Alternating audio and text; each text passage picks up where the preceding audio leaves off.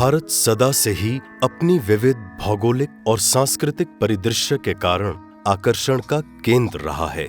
देश के विभिन्न क्षेत्रों में अनेक परंपराओं के परिणाम स्वरूप यहाँ पर समृद्ध कला और शिल्प का उदय हुआ। प्रारंभिक दिनों में धर्म, पौराणिक कथाओं और त्योहारों के साथ सामंजस्य में भारतीय कला विकसित हुई। यही कारण है कि मंदिरों और मूर्तियों में जटिल नक्काशी आध्यात्मिक और सांस्कृतिक अभिव्यक्तियों को दर्शाती हैं।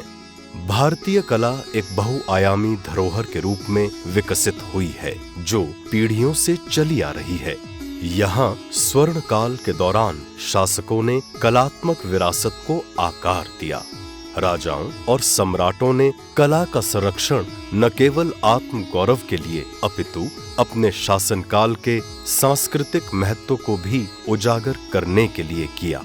उनके दरबार कलात्मक सृजन के केंद्र बन गए, जहां पर चित्रकारों, मूर्तिकारों और शिल्पकारों को अपने काम को निखारने के लिए स्थान दिया गया। विभिन्न ऐतिहासिक चरणों से गुजरते हुए भारत की कलात्मक अभिव्यक्ति आध्यात्मिक और सांस्कृतिक जड़ों से निरंतर जुड़ी रहीं। कोस कोस पर पानी बदले, 4 कोस पर वाणी वास्तविकता में भारत की असंख्य कलात्मक प्रथाओं का सार प्रस्तुत करती है। आधुनिक समय में भारतीय कला का संरक्षण अत्यंत महत्वपूर्ण हो गया है और इस दिशा में चित्रकार Deepak R Patil art and culture foundation Bharat की समृद्ध कलात्मक धरोहर के संरक्षण के लिए समर्पित है। हमारे विशिष्ट संग्रह में लगभग 4000 वर्षों के अंतराल में निर्मित कलाकृतियों को सहेज कर रखा गया है। हमारे संग्रह में पत्थर, लकड़ी, टेराकोटा, पीतल और कांस्य से निर्मित अनेक शिल्पकृतियां मौजूद हैं। इसके अतिरिक्त आधुनिक काल के दिग्गज कलाकारों के मूल चित्र, शिल्पकृतियां और लिथोप्रिंट भी शामिल हैं।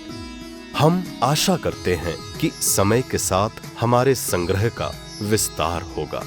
इतना ही नहीं, भविष्य में फाउंडेशन समकालीन कलाकारों को भी अपनी कलात्मक रचनाओं को प्रदर्शित करने के लिए मंच प्रदान करेगी, जिससे उन्हें प्रोत्साहन मिल सके। हमारा लक्ष्य भारत की कलात्मक धरोहर को प्रदर्शनियों के माध्यम से समृद्ध बनाए रखना है, ताकि उसकी सुंदरता भावी पीढ़ियों तक पहुंच सके।